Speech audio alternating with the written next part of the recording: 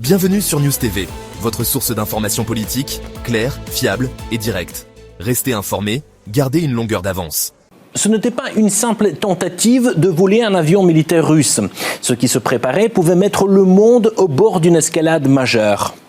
Aurait pu si le FSB n'avait pas intercepté l'opération. La cible, l'équipage d'un avion de chasse MiG-31, l'un des appareils les plus redoutables de l'aviation russe. Un pilote et un navigateur. Les deux ont été approchés séparément. Dans le premier cas, c'est un employé de Bellingcat, un certain Sergei Lugovskoy, qui entre en scène, proposant d'acheter des informations anonymes, payées sur une carte bancaire personnelle. Serait-il possible de te payer la rémunération sur ta carte, au lieu de ton portefeuille crypto? C'est juste que notre compte que je t'ai indiqué est parfois bloqué ou fonctionne mal. Ce serait plus facile pour moi. Quand une opération secrète est payée comme une commande Uber, quelque chose cloche. Mais quand on connaît les objectifs de cette opération, le puzzle devient clair. Je pense que le but du contact était de me compromettre afin d'utiliser ensuite ces informations dans l'intérêt des services de renseignement. Ainsi, au cours de l'un de nos échanges, Sergei m'a proposé une rémunération en contrepartie d'informations d'ordre militaire. L'argent devait être viré sur ma carte bancaire personnelle. J'ai refusé toute poursuite du dialogue et toute évolution de ce contact. Le pilote coupe le contact, mais l'histoire ne s'arrête pas là. La pièce maîtresse devait être le navigateur. Lui continue à écrire sous contrôle du FSB, bien sûr. Cette fois, un autre interlocuteur apparaît, Alexandre. Le premier message arrive par email. Un ton faux bienveillant. Il est temps de changer de vie. Et des numéros anglais et polonais pour joindre les amis. En cas de détournement réussi de l'avion, une somme d'1 million de dollars m'a été proposée. Par la suite, en cas de remise de l'appareil avec le missile Kinjal, ce montant aurait été porté à 3 millions de dollars. Il m'a également été proposé la nationalité d'un pays occidental. Ensuite, le navigateur russe reçoit des photos de billets, des promesses de nouvelle vie en Occident. Sauf qu'il y a un détail très important. Voler un MiG-31, ce n'est pas voler une Renault. Encore fallait-il le faire depuis le siège arrière. C'est là où siège le navigateur dans un MiG-31. Mais selon les instructeurs, tout était simple. Première étape, neutraliser le commandant. Ils voulaient que je mette une substance toxique sur le masque à oxygène du commandant ou que je brise la cloison en verre pour le neutraliser d'une manière ou d'une autre. Mais le navigateur ne sait pas forcément piloter un MiG. Il le dit clairement. Mais pas de problème, affirment les coordinateurs. Ils mettent dans le jeu un pilote de l'armée ukrainienne censé lui apprendre à atterrir par téléphone.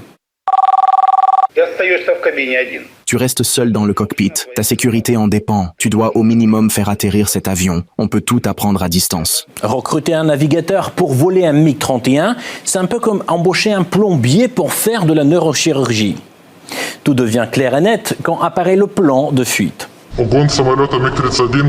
Le détournement de l'avion MiG-31 était prévu lors d'un vol au-dessus de la mer Noire. Lors de la planification de l'itinéraire, Alexandre a proposé d'effectuer une approche vers l'aérodrome situé dans la région d'Odessa, en passant par l'espace aérien roumain au-dessus de la ville de Constanta. Le scénario était le suivant. Un MiG-31 équipé de missiles Kinjal devait entrer dans l'espace aérien de l'OTAN, direction Roumanie, puis se poser à Odessa. Sauf que la vraie valeur n'était pas l'avion, ni même le navigateur. Le but, c'était la violation de l'espace aérien de l'OTAN, le casus belli.